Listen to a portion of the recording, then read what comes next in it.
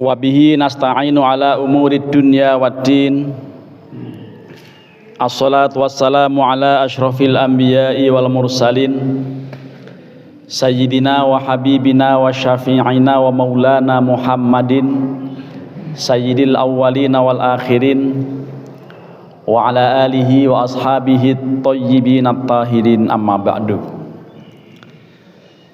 Bapak dan Ibu jamaah kaum muslimin muslimat jamaah sholat subuh Masjid Al-Fajar Komplek Permata Pamulang, Tangerang Selatan, atau sini Banten ya? Maksudnya sini Depok masih Banten ya? Tangerang Selatan Provinsi Banten, yarhamukumullah.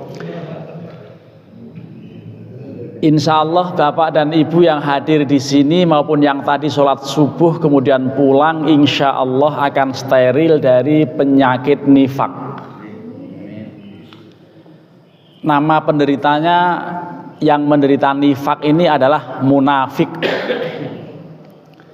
Rasulullah bersabda, athqalus sholati alal munafiqi as-subhu wal isya'u.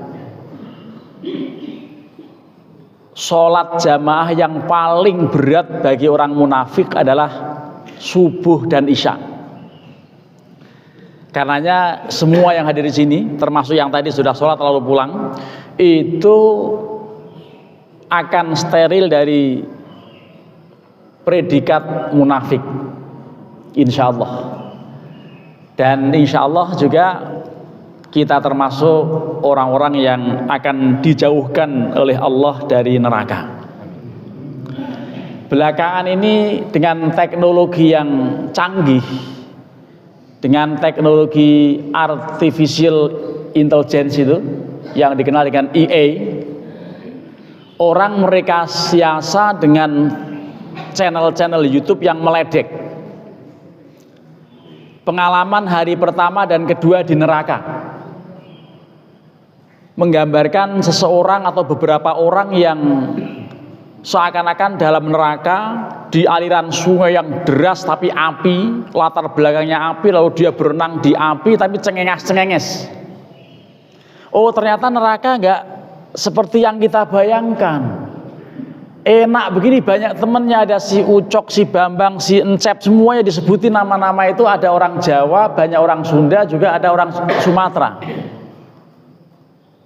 Ini sebuah ledekan yang luar biasa. Sekalipun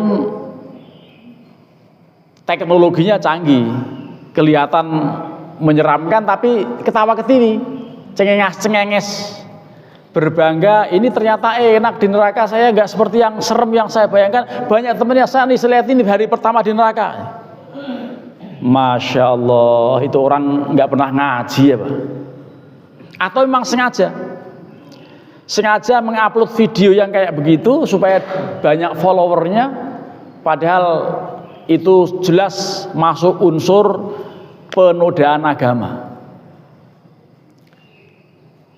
Betapa dahsyatnya para ulama. Tentu Rasulullah SAW, dasarnya Rasulullah SAW menggambarkan kehidupan ukhrawi yang sifatnya tidak enak berupa neraka itu dahsyat. Tadi ayat pertama, rakaat pertama, rakaat kedua, semua ayat wa'dun wa'id. Ayat-ayat yang berisi ancaman dan janji. Dalam surat An-Nisa ayat 5, 6 dan seterusnya. Lalu disambung tadi At-Tahrim ayat 6 dan seterusnya. Itu semuanya rangkaian antara wa'dun dan wa'id, atau wa'id dan wa'dun. Jadi dibalik. Kadang-kadang Allah memberikan wa'id, ancaman bagi yang durhaka mendapat neraka, disusul dengan wa'dun, janji yang baik akan mendapatkan surga. Selalu ayat-ayat Al-Quran antara wa'dun dan wa'id seimbang. Bahkan menurut peneliti termasuk Profesor Quraish Shihab itu menyebutkan jumlah penyebutan kata neraka itu seimbang dengan jumlah kata surga dalam Al-Quran. Betapa indahnya bahasa Al-Quran dan betapa seramnya ketika menceritakan mengenai neraka. Lah ini diledek sama orang-orang itu. Wah, enak ternyata, nggak seperti yang kita bayangkan, nggak serem, temennya banyak. Ini teman lama saya juga ternyata di neraka. Ya, kayak begitu berbangga. Ini yang memprihatinkan. Jadi nanti generasi muda, anak-anak cucu kita itu menganggap neraka itu barang enteng.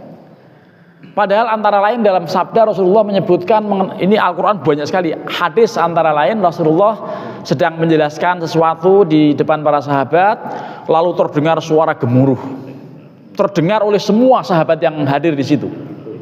Lalu Rasulullah mengatakan, siapa yang tahu tadi bunyi apa? Mungkin seperti guruh gitulah, pokoknya menggelegar dan banyak orang yang dengar. Siapa yang tahu itu bunyi apa? Rasulullah bertanya begitu, para sahabat merespon, Allahu wa rasuluhu a'lam. Hanya Allah dan Rasul yang tahu mengenai itu. Lalu beliau mengatakan, ketahuilah, itu adalah bunyi batu yang baru saja menyentuh dasarnya neraka jahanam, padahal Allah melemparkannya dari permukaannya itu 70 tahun yang lalu. Coba bayangkan aja itu, kedalaman neraka yang luar biasa. Dilemparkan sebuah batu besar dari permukaannya sampai ujung nerakanya itu butuh waktu 70 tahun. Ini kalau kira-kira loncat dari itu menara masjid ini untuk sampai ke Kali Angke itu, ya, loncat kira-kira berapa detik? Ya, nggak nyampe 30 detik nyampe itu, nggak nyampe, udah nyampe kali gitu.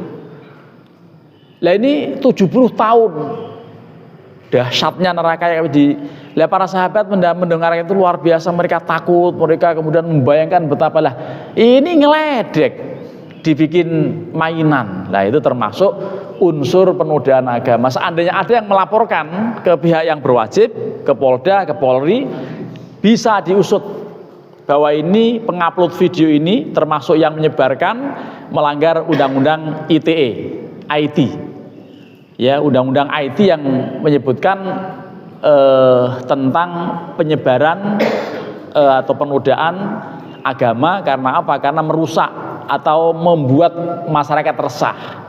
Kalau kita resah, kita juga tenang-tenang aja begitu. Karena sudah biasa orang yang meledek agama itu dianggap biasa-biasa aja. Padahal mari kita ingat, kita bandingkan dengan apa yang disampaikan Imam Al-Ghazali dalam kitab Ihya Ulumuddin halaman 514 jilid yang keempat. Saya bacakan sekedarnya. Al-qaulu fi sifati jahannam wa ahwaliha wa angkaliha. Ya, ini sebetulnya saya bawa yang edisi bisa ditampilkan di slide, tapi karena takut kelamaan, para bapak bisa melihat saya tampilkan misalnya, tapi kan ini saya bawa laptop, bawa apa segala macam, tapi mungkin lain kali dibikin untuk ditampilkan slide begitu. Nah, untuk saat ini manual saja, tapi di tampilan YouTube ada, ya. Bab mengenai spesifikasi deskripsi dahsyatnya neraka jahanam. Imam Ghazali mengatakan, ya ayyuhal ghafilu an nafsihil maghruru bima huwa fihi min sawaghili hadid dunya al musyrifah alal inqidha waz zawal. Wahai orang-orang yang terlena, dirinya, nafsunya terlena dan tertipu dari kesibukan huru-hara dunia, ya, gemerlapnya dunia, tertipu dari memperhatikan tentang pentingnya ingat akhirat. Da'it tafakkura fi ma anta murtahilun anhu wasrif al-fikra ila mauridika. Ya. Ingat, nanti kalian akan kembali di akhirat dengan berbagai peristiwa. Ini harus Anda ingat. Fa innaka akhbarta bi anan naro maurudun lil jami'. Kalian sebetulnya sudah mau tahu, ya, disampaikan bahwa neraka itu pasti akan Anda lihat. Idqila, betapa dikatakan, wa imminkum illa wariduha kana ala rabbika hatmam maqdiya. Ini ada dalam surat Maryam. Wa im minkum illa wariduha. Ini gambaran tidaklah seorang di antara kalian lebih cenderung laris. Ini nanti insya Allah saya gak akan diundang lagi, karena ngomongin neraka begitu diundang langsung neraka coba. Ya.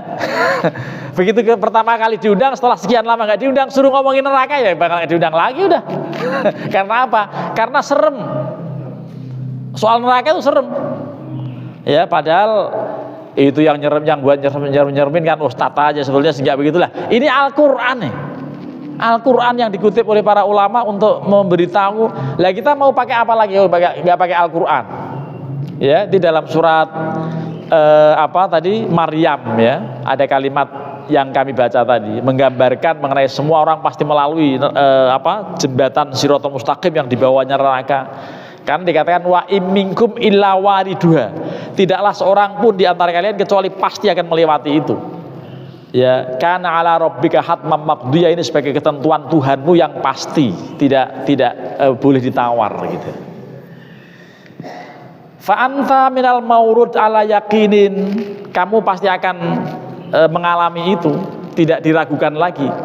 Wa minan najati fi syakkin fasta'ir fi qalbika haulu dzalika al maurid. Karenanya di antara bentuk keselamatan itu, ya, atau kalian harus menghindarkan dari itu dan jangan ragu tentang adanya itu dalam hatimu sedikit pun. Ya. Fa'asaka tasta'idu lin najah. Dengan begitu nanti kalian akan bersiap-siap untuk supaya selamat minhu, dari tergelincir ke neraka dengan tersungkur itu. Wa ta'ammal fi halil khalaiq, dan silakan kamu ta'ammul atau Anda lakukan untuk berpikir-pikir keras tentang kondisi makhluk, khususnya manusia nanti di hari kiamat itu. Waqad qasu min dawahil qiyamah maqasu fabainahum fi kurbiha wa ahwaliha. Mereka akan mengalami hal yang sangat susah kondisi itu, dan kesusahan-kesusahan serta kedahsyatan kondisi akhirat.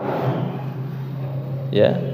Wuqufan yantadiruna haqiqatan ambauha wa tasfi'u syufa'aiha id ahatat bil mujrimin dzulumatu dzati sa'sobin wa adrat alaihim, dan seterusnya. Ini Imam Ghazali betul-betul sangat detail mengungkapkan ini. Suara saya bukan itu bukan suara saya itu yang begitu tuh.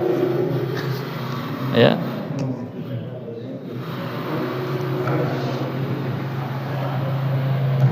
Mungkin ada yang double jadi induksi, ada yang double bunyi ya.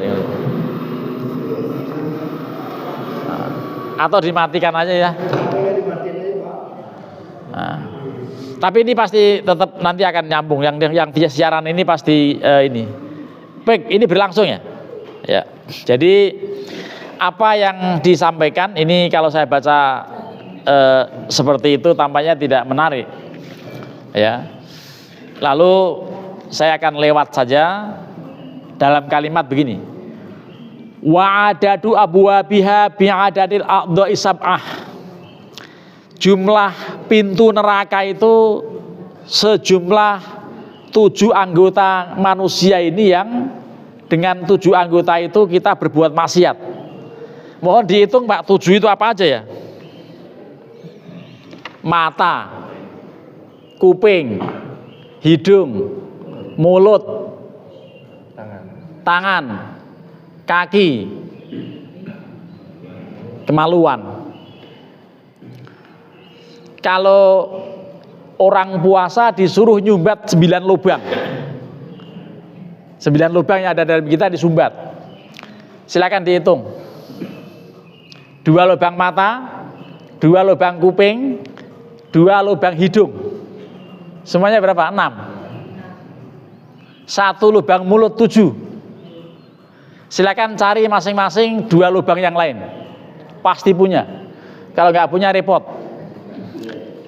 Itu selama puasa disuruh nyumbat 9 lubang itulah. Ini ada 7 anggota yang disimpulkan akan menjadi jumlah pintu neraka. 7 pintu atau 7 lapisan atau 7 tingkatan. Kalau hotel mulai dari bintang 6 atau bintang 7 kali ya. Hotel maksimal berapa sih? 5. Oh 5 ya. Hotel kurang banyak, mestinya 7 mestinya supaya cocok dengan neraka ini. Jadi ada bintang 5 sampai bintang 1 kalau hotel. Lah ini kalau neraka itu jumlahnya tingkatannya 7. Yang pertama apa? Yang pertama dikatakan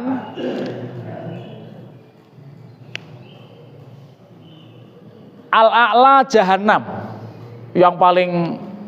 Yang paling dahsyat itu namanya jahannam. Setelah jahannam baru neraka sakor. Ini kalau neraka jahannam yang akan kembali ke sana itu adalah kufar wal munafiqin. Itu di dalam ayat tadi, ya ayyuhalladzina ya ayuhan nabiyyu jahidil kuffar wal munafiqina waghlud alaihim wa ma'wahum jahannam wa bi'sal masir. Wahai Nabi, jihadlah melawan orang-orang kafir dan orang-orang munafik, karena tempat kembali mereka itu neraka jahanam. Itu antara lain di dalam surat At-Tahrim. Ya, ini juga tadi waktu sholat subuh ngadat-ngadat, mungkin udah takut sama neraka ini mic-nya ini. Ya, mic-nya aja takut sama neraka sampai mati-mati. Lah kita pada cuek ngeledekin neraka. Ya, luar biasa emang. Ini neraka jahanam itu akan dihuni orang-orang munafik dan orang-orang kafir. Ayatnya tadi, ya ayuhan nabiyyu jahidil kuffar wal munafiqina waghlud alaihim wa ma'wahum jahannam wa bi'sal masir. Wahai Nabi, berjihadlah, berperanglah melawan orang-orang kafir dan orang-orang munafik, karena tempat kembali mereka itu neraka jahanam. Mudah-mudahan kita terhindar dari neraka jahanam ini. Ya, asal rajin jamaah subuh nggak mungkin masuk kelompok munafik. Ya, makanya kelompok munafik ini kalau dalam pewayangan disimbolkan dengan dosa muko.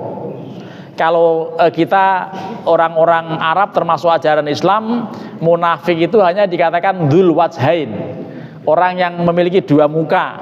Nah, kalau wayang dosa muko, dosa itu 10, muko itu ya muka.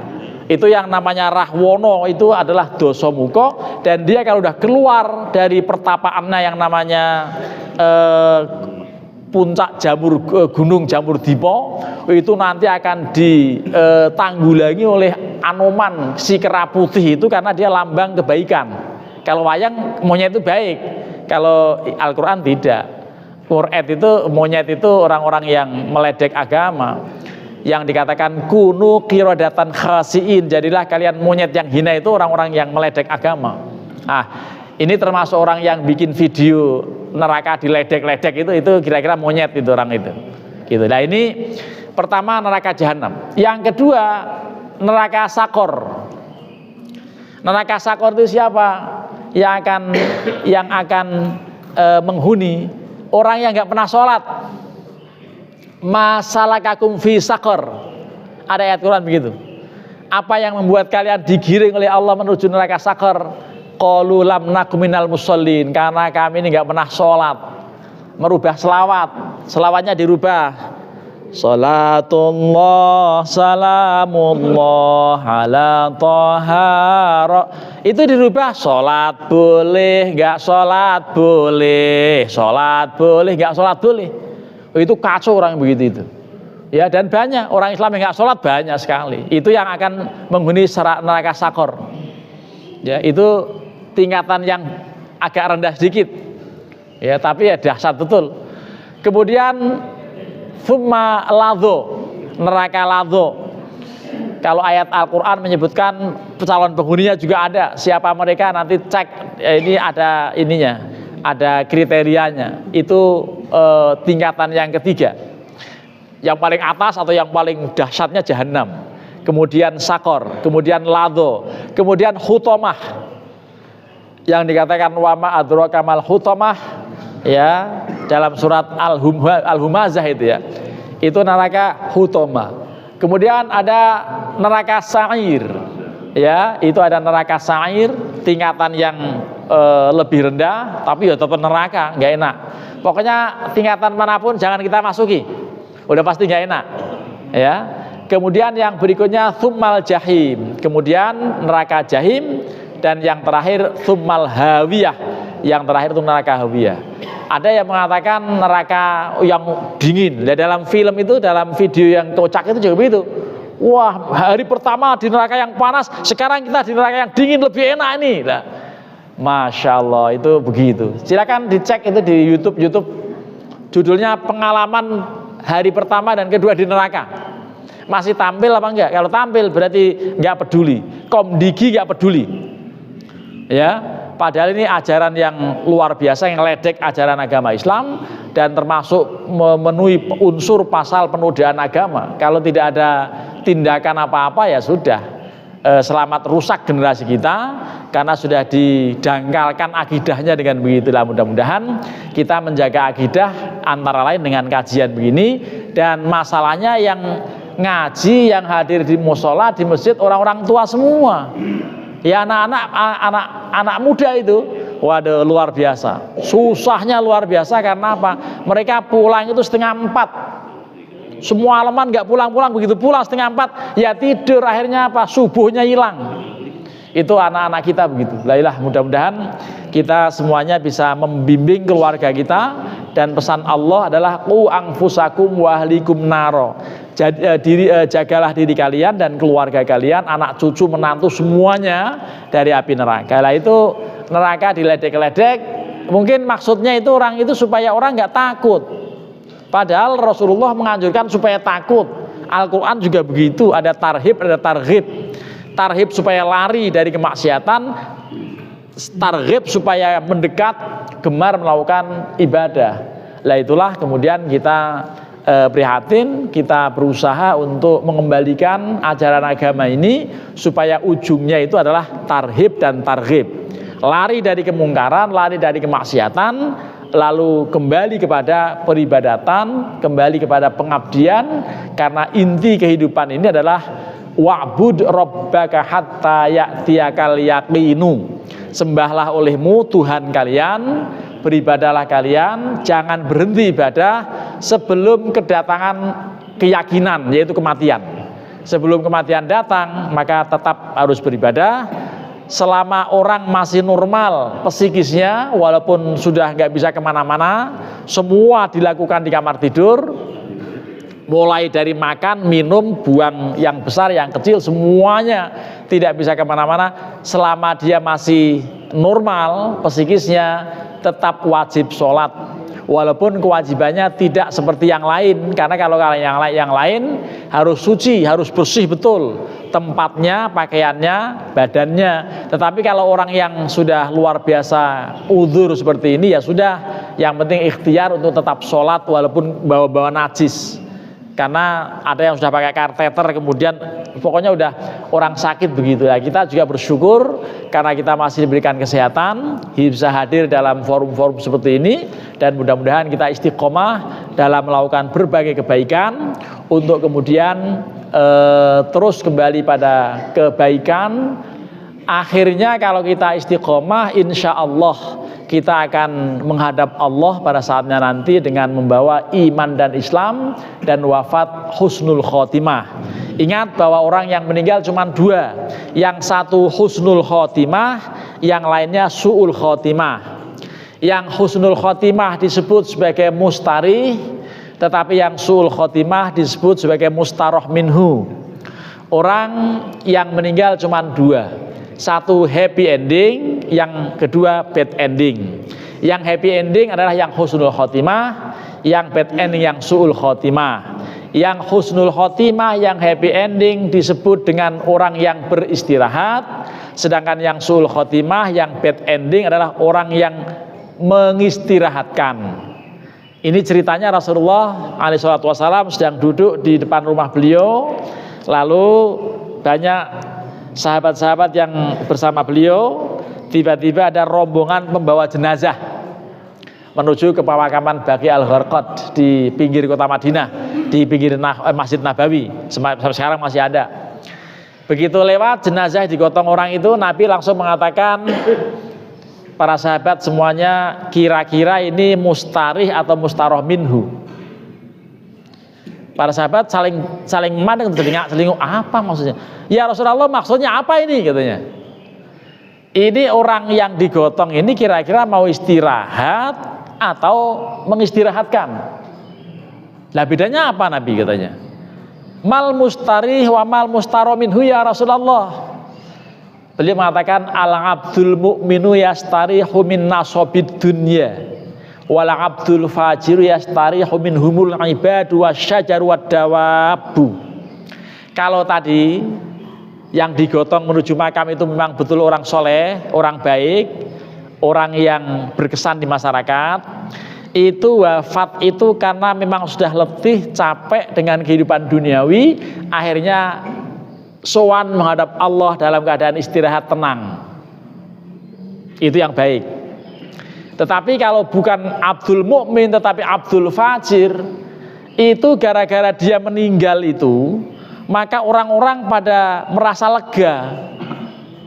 Di sekelilingnya merasa lega karena apa? Karena waktu hidup membuat keonaran, mabuk melulu, malakin orang, kadang-kadang menyiksa istri, pembantu digebukin. Ada kan orang suami istri akhirnya ditangkap polisi kan gebukin pembantu.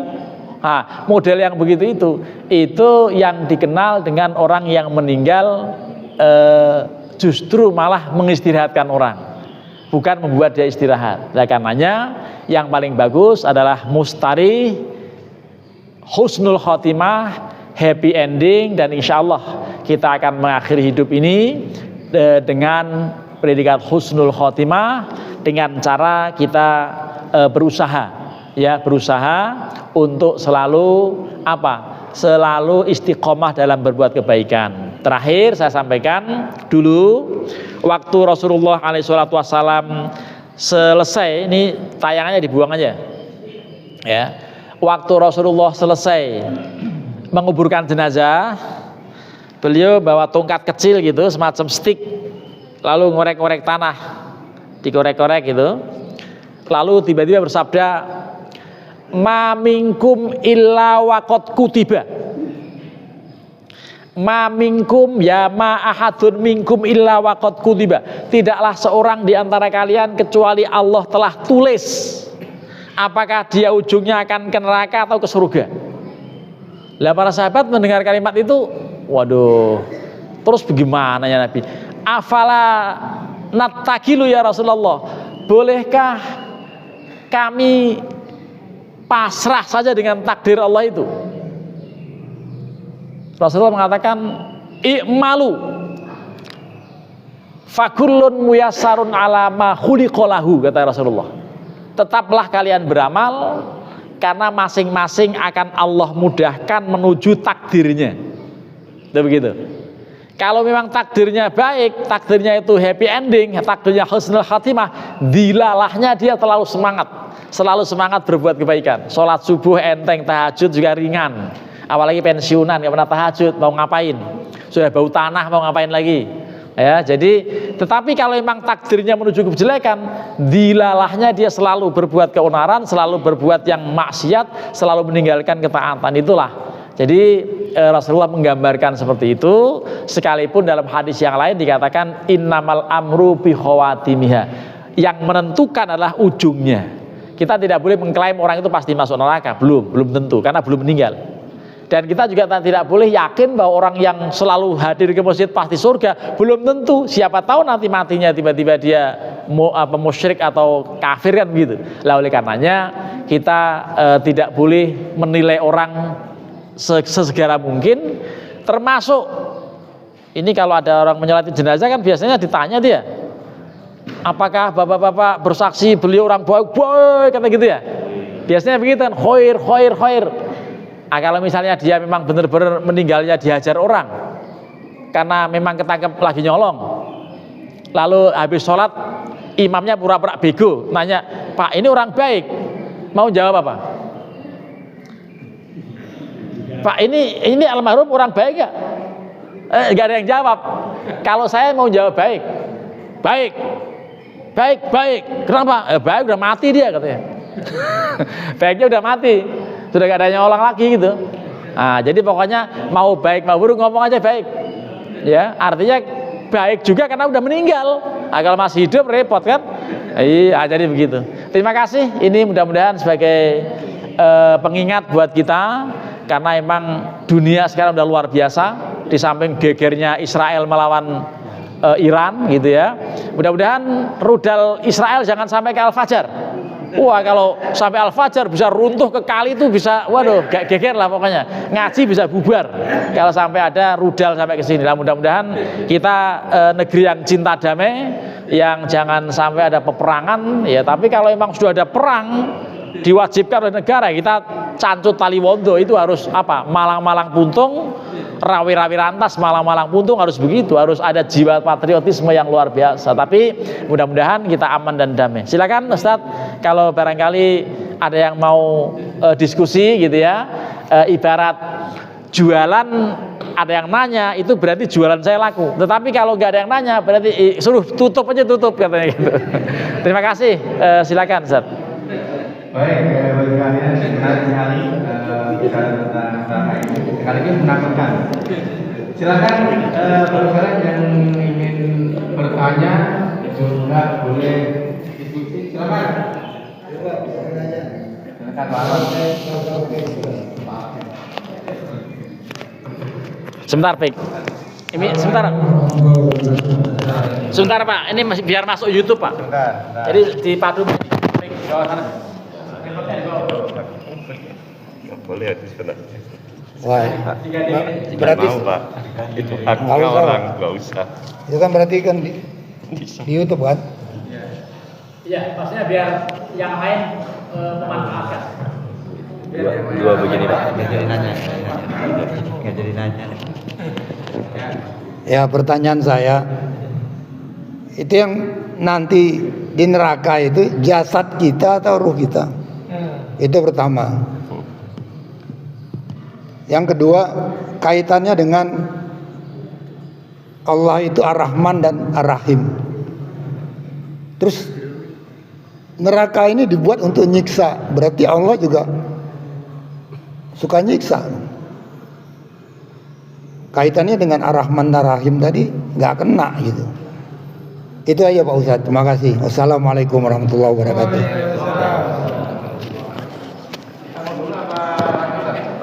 Langsung aja nanti takut lupa, karena saya calon profesor gampang lupa.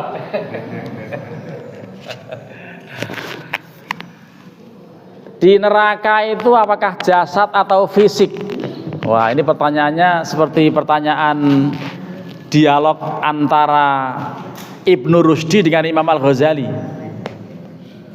Itu sudah zaman kuno, itu pertanyaan udah begitu tuh. Fisik atau non fisik? Ya pastinya saya juga nggak tahu, saya belum pernah ke sana. Begitu tuh pastinya. Wallahu a'lam. Tapi dialog Imam Ghazali dengan Ibnu Rushdi menarik betul. Karena apa? Imam Ibnu Rushdi bilang begini, lah kalau fisik, dia pikir itu ada orang yang matinya ikut Adam Air atau Malaysia Air waktu itu, lalu nggak ketahuan di mana.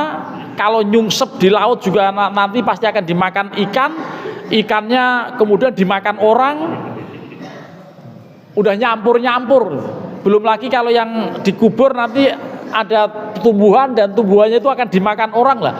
Sampai kemudian ada orang yang mengatakan tidak boleh makan yang asal dari kuburan gitu ya. Padahal suka subur-subur daun singkong hutannya gitu. Lah, ini diskusi itu sudah lama terjadi, dan akhirnya apa? Imam Ghazali enteng aja jawabnya, lah kayak gitu dipikirin katanya. Imam Ghazali mirip Gus Dur, Pak. Kayak gitu aja repot. Buat Allah nggak ada yang susah. Jangankan membuat yang tadinya sudah ada, yang belum ada aja ada, bisa kok. Karena Allah kun fayakun begitu. Sekaligus juga ini menjawab pertanyaan yang kedua, yang Allah itu memang Bismillahirrahmanirrahim. Kemudian Alhamdulillahirabbil alamin, masih Ar-Rahmanir-Rahim lagi. Tapi ingat di ujung sana, Innallaha syadidul iqab. Imbang ketika Allah Ar-Rahman Ar-Rahim, tetapi Allah syadidul iqab, dahsyat siksanya. Jangan ledek neraka, jangan ledek agama, karena Allah maha dahsyat siksanya gitu. Asyadul azab. Tapi ada Ar-Rahman Ar-Rahim, cuman yang dibaca setiap hari, Allah itu Ar-Rahman Ar-Rahim. Tapi ingat, kenapa tidak dibalik? Bismillahirrahmanirrahim, nggak ada. Kenapa? Karena urutan. Kita hidup di dunia ini, nanti baru akhirat. Allah dengan rahmannya itu memang tidak membeda-bedakan yang taat, yang maksiat, yang bejat, yang melunat, semuanya dapat oksigen Allah gratis, dapat air Allah gratis, kecuali memang dieksploitasi oleh PAM, gitu kan? Gratis semua, mau sholat, mau maksiat, mau zakat, mau belunat, semuanya dapat, tidak ada dibeda-bedakan. Tapi ingat, di akhirat Allah mengatakan salamun qaulam mir rabbir rahim wamtazul yauma ayyuhal mujrimun. Begitu. Salam sejahtera buat kalian orang-orang yang baik. Tetapi orang-orang mujrimun tolong enyah. Nah kamu bilang, kamu jangan di sini. Ini khusus ashabul yamin, kamu ujung sana ashabus shimal. Ini kamu ashabul yamin, tapi ini makanya wamtazul yauma ayyuhal mujrimun. Orang-orang berdosa tolong enyah, jangan. Kalau di dunia masih nggak ketahuan. Kelihatannya ke masjid tak ujungnya ngembat sendal orang. Kelihatannya masjid disoleh, tapi kemudian pulangnya nyolong. Ada. Di Masjidil Haram juga ada yang nyolong, ada. Nah, namanya orang yang suci tempatnya, yang korupsi ada, yang uang dam di gasak juga ada, haji furoda yang kemudian dihapus karena dikorupsi ada, sebentar lagi akan ditangkap pelakunya. Dan ini luar biasa. Dua menteri juga urusan karena duit haji kan gitu. Lah ini kalau sudah dunia itu begitu. Memang dunia itu menipu. Dunia itu hijau kayak ruangan ini, indah, adem lagi, empuk. Nah itu dunia. Oleh karenanya diskusi yang Bapak tadi sampaikan sudah juga didiskusikan oleh para ulama, dan akhirnya apa? Imam Ghazali menutupnya, nggak usah dipikirin, itu Allah dimensi ruang dan waktunya beda. Itu kadang-kadang kalaupun mau pakai logika nggak kena semuanya Pak, nggak kena. Itu apalagi musim kurban tuh, azimu dohayakum fa innahu ala sirati matoyakum. Carilah kambing sapi yang gemuk-gemuk karena dia akan menjadi kendaraan di surga. Lah naik sapi 7 orang, sapinya harganya 21 juta, ya kecil kurus. Ya, repot itu kalau dipikirin pakai dunia. Apalagi naik jembatan Shiratal Mustaqim yang seperti rambut dibelah 7, lah kambing biasa ya nggak bisa. Kalau dipikirin pakai otak nggak bisa, karena ini apa? Dimensi ruang dan waktunya lain, tapi ini pakai hati, pakai keimanan yang tinggi. Dan kalau kita kemudian ada yang meledek itu ya agak wajar. Maksudnya apa? Para sahabat saja bilang begini, ya Rasulullah, kalau kami sedang mendapatkan pencerahan, sedang mendengarkan ceramah Engkau ya Allah, seakan-akan surga dan neraka di depan mata. Tapi ketika kita sudah ke pasar, sudah kemana-mana, hilang tuh surga dan neraka, kita belunat lagi begitu. Nah itu sahabat-sahabatnya bilang begitu. Artinya apa? Kemudian kita terus dicas, ya termasuk pengecasan itu adanya saya diundang ini Pak. Tapi mohon maaf, memang minggu-minggu itu selalu ada itu. Ini sudah negosiasi yang di sana saya liburkan, cuman bisa silaturahim di sini. Minggu pertama di masjid terdekat, minggu kedua di masjid Al-Iftitah Benda Indah, minggu ketiga di An-Nur, minggu keempat di Reni Jaya, berbagi dengan yang di Bekasi. Alhamdulillah deket ini, alhamdulillah ini deket. Tapi ya mudah-mudahan kapan-kapan kita bisa berjumpa kembali. Kajian model begini ini ya memang menarik gak menarik. Saya ingat waktu awal-awal dulu yang suka ngingetin Ustadz Imron, tapi beliau pindah ya. Oh Lumajang ya? Oh di Camat. Oh gitu ya. Ya pantas nggak pernah ada komunikasi lagi gitu ya. Tapi yang antum saya masih paham, jemaah-jemaah yang lain masih pada ingat gitu ya. Walaupun sudah 30 tahun nggak diundang. Sudah agak lama memang. Terima kasih. Baik, Bapak Ibu sekalian, ada pertanyaan dari Ibu-ibu? Oh, silakan.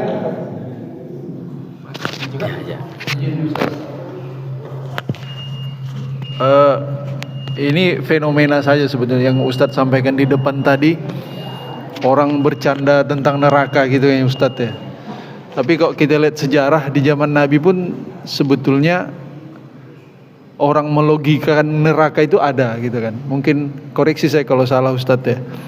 Abu Jahal pun kan pernah waktu dijelaskan di neraka itu ada 10 malaikat gitu yang menyiksa, kan dia bilang ke pasukannya, masa kalian gak sanggup sih melawan 10 itu gede-gede begini kan, begitu kan Ustaz. Jadi logika itu memang muncul ya kan dari sejak dahulu. Dan satu hal mungkin Ustaz, pertanyaan saya itu tadi mungkin ini saja ya, kesamaan zaman itu kan Ustaz ya, tinggal modelnya saja lain. Mungkin dulu nggak ada medsos kan gitu kan, sekarang ada medsos. Nah, di Quran itu kan sudah disebutkan Allah, wa qaulu lan tamassana an-nar illa ayyaman ma'dudat, katakan kami itu enggak di neraka cuma beberapa hari gitu kan, dianggapnya beberapa hari. Nah itu kira-kira penafsiran beberapa hari itu Ustadz, kalau kita tarik ke diri kita kan muslim ya, berharap walaupun Ustadz bilang tadi ada level 7 neraka, kan kita berharap nggak usah, kalau bisa nggak usah masuk semuanya gitu kan Ustadz kan, karena nggak main-main. Neraka itu kan nggak pernah terpikirkan, terbayangkan, terdengar atau apa gitu kan. Bahkan pernah kata satu kisah sahabat mimpi saja neraka mukanya gosong. Nah kira-kira pengertian beberapa hari itu seperti apa Ustadz? Yang disebutkan di Al-Quran tersebut. Itu aja mungkin. Terima kasih. Assalamualaikum warahmatullahi wabarakatuh.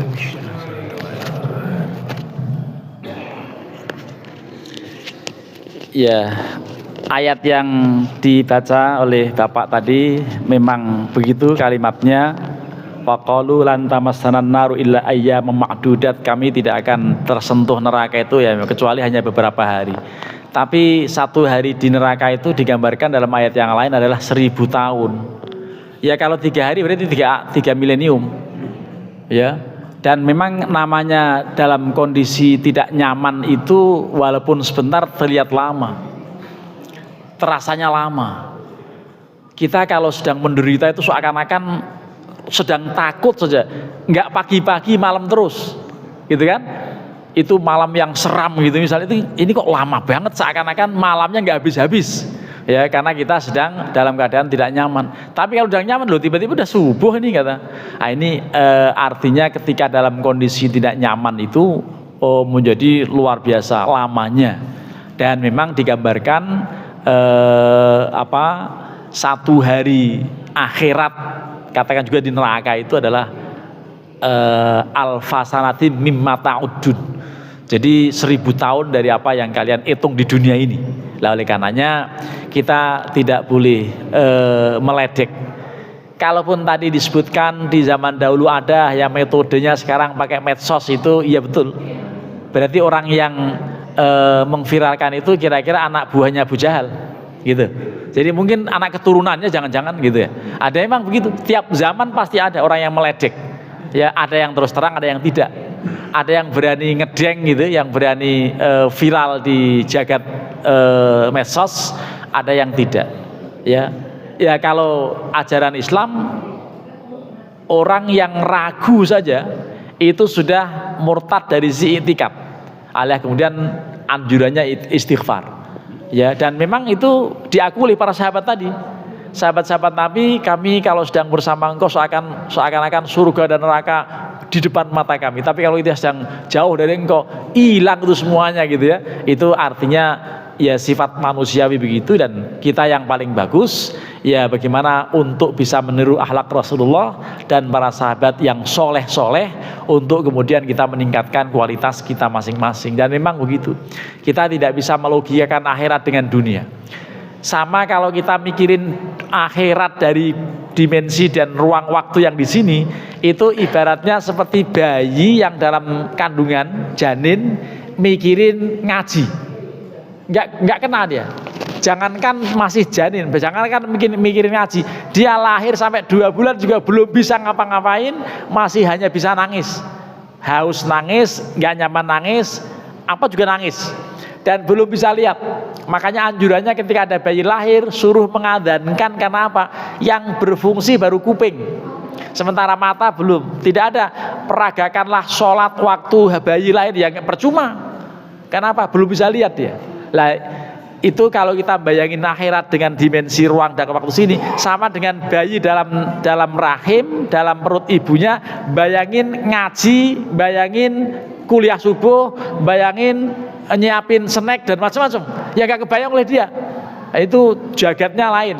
Nah itulah, jadi kita tidak bisa menggambarkan apa yang disampaikan di dalam, kita hanya percaya dengan Al-Quran, dengan ayat-ayat Al-Quran, percaya dengan hadis-hadis Nabi yang sahih, tidak percaya dengan logika-logika orang yang itu menggambarkan orang yang memang imannya masih goyah.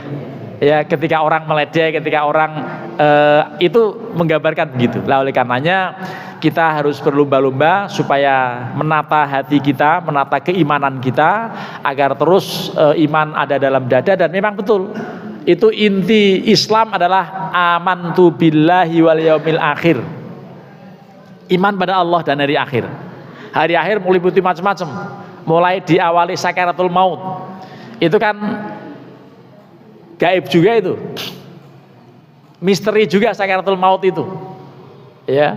Dan orang yang tahu mau mati hanya orang yang bersangkutan. Di dalam Al-Quran dikatakan laqad kunta fi ghaflatin min hadza fakashafna 'anka ghita'aka fabasarukal yauma hadid. Ya, kalian lupa dengan datangnya sakaratul maut, tapi kemudian begitu sudah sampai itu kami akan bukakan tabir yang menutup mata Anda, kalian akan bisa melihat dengan jelas karena mata Anda seperti besi. Ya, fabasarukal yauma hadid, mata Anda tajam seperti besi dan bisa melihat datang. Ada seorang yang memberi pengumuman, menulis sendiri dalam bendera kuning hari, waktu dan tanggalnya. Ternyata yang ditulis itu betul. Ya, dia mati, yang ditempelin tulisan dia sendiri. Tuh, aneh kan? Nah, ini ada orang begitu dan orang-orang tertentu juga begitu. Tapi taunya setelah dia mati. Ya. Jadi ini misteri. Udah begitu nanti masih soal meninggalnya, soal nanti di alam barzah. Karena alam barzah itu miniatur akhirat, tetapi dia adalah sekat, bisa melihat kondisi akhirat, bisa melihat dunia. Makanya kalau ada nyanyian yang itu sumbernya hadis Nabi, apa nyanyiannya? Saben malam Jumat ahli kubur mulih nang omah kanggo njaluk donga wacan Quran nadyan sak kalimat, lamun ora diwenehi banjur bali mrebes mili, bali nang kuburan mangku tangan tetangisan. Ini nasihat, jangan sepelekan, ada hadisnya mengenai Ibnu Qayyim al-Jauziyah dalam kitab Ar-Ruh mengatakan bahwa sebagian ahli kubur memang pulang melihat kondisi dunia. Karena apa? Karena dia di alam sekat, masih ngelihat dunia, ngelihat akhirat. Itu kondisinya. Tapi memang akhirat tidak bisa dilogikan sekarang karena kita masih bayi dalam rahim. Silakan nanti disaksikan ketika sudah meninggal. Ya, jangan paksain saya untuk menerangkan lebih lanjut. Karena apa? Karena saya belum ke akhirat juga. Gitu. Itu sebetulnya harus dimaklumi, itu hanya melihat ayat Quran dan cerita para ulama begitu. Baik, ada lagi? Cukup? Oke, saya silakan Pak Edi.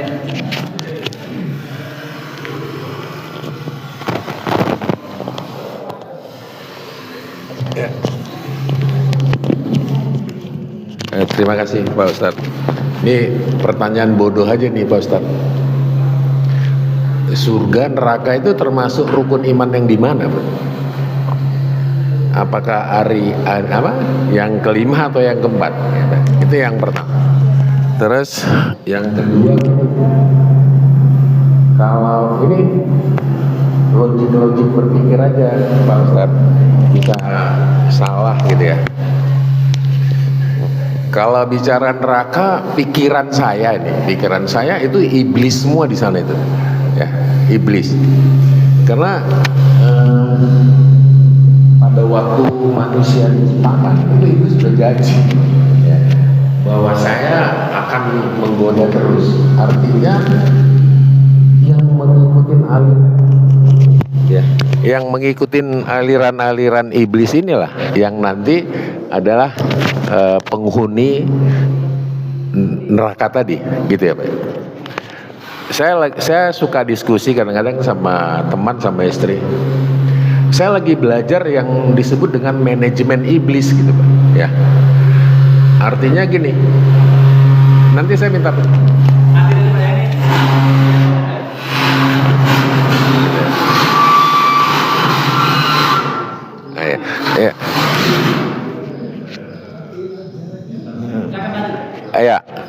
makasih Pak Ustadz. Jadi saya kepikir nih bahwa yang masuk neraka tadi itu kan sebenarnya iblis gitu ya, atau yang mengikutin aliran iblis gitu ya. Manusia ini menurut saya ada di tengah-tengah Pak. Ada malaikat, ada iblis ya. Ini kan saling mempengaruhi. Jadi kalau malaikat mempengaruhi bagus, surga lah tempatnya. Kalau iblisnya kuat, neraka lah tempatnya kan gitu. Makanya pada waktu kita berpikir bicaranya tadi bahwa kita itu kalau bisa itu masuk surga gitu ya. Apa tadi namanya Pak? Bahwa kita kalau bisa matinya tadi husnul khotimah kan gitu ya Pak. Itu kan artinya kita kepingin ke sana itu ya. Tapi si iblis ini kencang terus gitu ya. Pelajaran yang sering saya dapatkan kalau dalam persaingan bisnis gitu Pak. Untuk mengalahkan sesuatu itu kita harus ngerti dia gitu. Kalau enggak kita nggak bisa gitu. Makanya saya kepikir tadi begitu husnul khotimah sebenarnya ada nggak manajemen iblis itu? Itu kira-kira Pak Ustadz. Makasih Pak.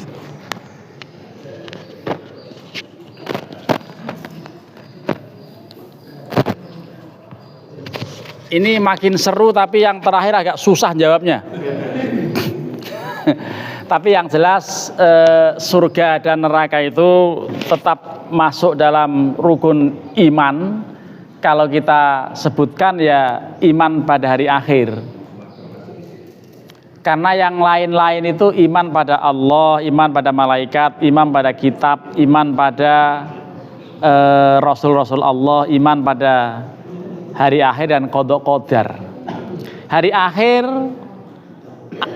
juga korelasinya iman dengan Rasul, tapi juga iman dengan kitab. Iman dengan kitab, isinya kitab Al-Quran itu antara lain surga neraka. Jadi tidak disebutkan spesifik iman pada surga dan neraka, tapi iman pada kitab, iman pada Rasul, iman pada hari akhir. Itu kan berarti include di situ.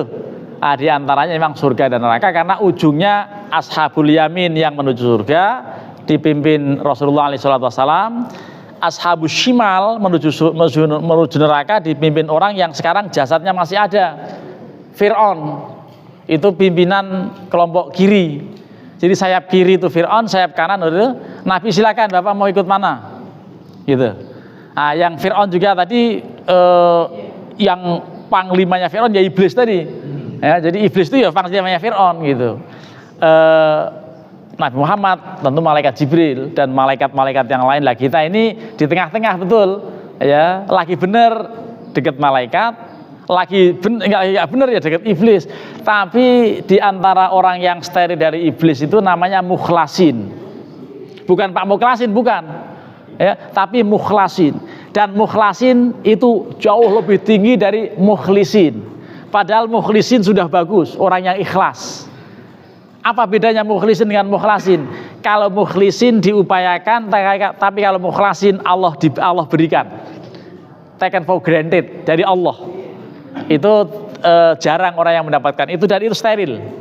Karena Al-Quran mengatakan la'ughwiyannahum ajma'in illa ibadaka minhumul mukhlasin. Kami akan perdayakan mereka dari kanan, dari kiri, dari atas, dari bawah, dari samping kanan. Itu akan kami hajar semua, kata iblis. Kecuali kelompok hambamu yang diantara mereka kecil memang sedikit adalah mukhlasin. Nah, ini ada kira-kira di sini, tapi nggak tahu orangnya mana yang mukhlasin. Kalau yang mukhlisin banyak. Ini kita mukhlisin insya Allah karena tidak ada yang bayar sholat subuh kecuali saya. Saya pasti pulang ngarepin amplop. Kalau bapak-bapak nggak ada, malah ada ganjaran karena ngasih teh segala macam itu. Tapi saya tidak akan minum. Kenapa? Karena saya masih dalam rangka untuk ikut kelompok malaikat. Sudah 1 tahun Pak saya puasa. Awal Muharram tahun lalu sampai 30 Dzulhijjah tahun ini ada yang mengijazahi supaya saya riyadhah, supaya anak-anak saya selamat, supaya keluarga utuh, supaya hati tenang dan lain-lain. Akhirnya saya terima ijazah itu dan saya mulai tanggal 1 Muharram tahun 1446 sampai berakhir kemarin. Mesti udah selesai. Tapi ada 5 hari yang saya nggak puasa. Bapak-bapak juga nggak puasa. Kalau bapak bukan 5 hari, 365 hari nggak puasa. hanya 30 tahun 30 hari yang Ramadan gitu ya. Itu masih saya lanjutkan mulai dari hari Jumat 5 hari ini. Jumat, Sabtu, Ahad, Senin, Selasa. Selasa terakhir, setelah itu nanti saya mungkin jeda tidak puasa, tapi nanti hari Sabtu yang akan datang jangan nggak puasa. Itu hari Tasyu'a. Kalau memang pengen ikut Rasulullah supaya masuk dalam kelompok kanan, puasa. Walaupun Rasulullah nggak puasa, Rasulullah hanya berkata begini, lain buqitu ila qabilin la asumannat tasi'a la asumannal yaumat tasi'a. Andai saja saya masih hidup tahun depan, saya mau puasa juga, bukan hanya 10 tapi 9, supaya beda dengan Yahudi. Yahudi Nasrani 10 Muharram saja puasanya, yang dikenal dengan hari Asyura, sehingga orang Jawa memotong kata Asyura menjadi bulan Syuro, bulan yang gawat, keliwat-liwat, wingit kepati-mati, jalmo moro jalmo mati, setan moro setan mati, iblis moro iblis mati. Itu iblis yang terakhir disebut beliau. Jadi kalau kita ikut iblis, ya itu ikut iblis. Tapi kalau supaya bisa menghindar sedikit, banyakin puasa, antara lain begitu. Lah saya betul-betul ingin membuktikan bahwa puasa yang bisa mengurangi syahwat seks itu yang puasa setahun. Kalau puasa Senin Kemis, puasa termasuk puasa Nabi Daud. Kalau puasa yang belum begitu, belum bisa. Anak-anak muda kalau memang belum bisa nikah, belum punya meragat, belum punya biaya, banyakin puasa. Tapi memang puasa itu berat. Tapi kuncinya apa? Sahur, yang penting sahur. Asal sahurnya penuh di akhir waktu, insya Allah nanti sampai maghrib kita tetap mobil. Saya ke Natuna, ke Papua, ke macam-macam akreditasi. Saya menjadi asesor ban PT, Pak. Oh, itu tetap saya jalanin. Tapi insya Allah kok nggak mati saya. Nah itu, jadi ini apa? Supaya ini saja, supaya ya mempraktikkan gitu. Tapi ini jangan ditiru, kecuali ada ijazah. Kalau tidak ada ijazah nggak boleh. Karena memang ada niat tertentu untuk sesuatu, ya, antara lain untuk anak-anak, untuk keluarga dan lain-lain. Dan alhamdulillah anak saya baru lulus, 2 tahun lulus, kemudian mendapat anugerah untuk bertugas menjadi penghulu PNS di Tangerang Selatan, ditempatkan di Serpong Utara. Nah, kemarin termasuk Istiqlal menikah massal, dia sudah mulai bertugas gitu. Itu antara lain. Anak-anak saya kuliah semuanya, dan saya hanya dosen. Dosen itu singkatannya ngomongnya sakdos, gajinya saksen. Jadi nggak ada duit banyak. Padahal ada yang di kedokteran. Itu 1 semester berapa tuh? 55 juta lah. Kalau misalnya bukan karena Allah yang menolong, budek saya, udah stres. Tapi semuanya saya serahkan pada Allah, dan saya banyak berdoa, antara lain puasa supaya ngirit berasnya nggak beli-beli gitu. Jadi antara lain begitu. Jadi mohon maaf Pak, ini terpaksa diungkap karena Bapak ingin menjadi kelompok malaikat. Kalau kelompok iblis gampang Pak, gampang itu. Ya, silakan. Ingin menuju kemana lah, tergantung kecenderungan nafsu. Tapi insya Allah kita semuanya mendapatkan pencerahan, mendapatkan hidayah, mendapatkan semangat untuk selalu berbuat baik, agar ujungnya husnul khotimah, ujungnya ikut Kanjeng Rasulullah SAW. Terima kasih. Mohon maaf kalau ada yang kurang berkenan. Seperti kasar, memang saya makhluk kasar, gitu ya. Jadi tidak bisa kalau ngomong halus-halus gitu ya. Mudah-mudahan ini ada manfaat. Silaturahim kita yang sudah agak lama, saya tadi terpaksa harus pakai map gitu ya, karena ini portal semuanya portal. Ternyata ini santri saya bisa bawa mobil lah, saya bisa mikirin apa yang saya sampaikan. Ternyata yang disampaikan sesuai dengan yang saya konsepkan, tapi itu berkembang dalam kajian begitu, biasanya tergantung pertanyaannya. Mohon maaf kalau ada yang kurang berkenan. Saya akhiri dan saya kembalikan kepada pembawa acara. Dari saya, kalau ada yang salah memang asli dari saya, kalau ada yang benar itu bimbingan Allah dan Rasulullah. Terima kasih. Wallahul muwaffiq ila aqwamit thoriq. Assalamualaikum warahmatullahi wabarakatuh. Terima kasih, Masya Allah Ustaz. Berarti laku Ustaz nih. Baik, baik sekalian. Tapi sebaiknya 3 kali, matiin 3 kali.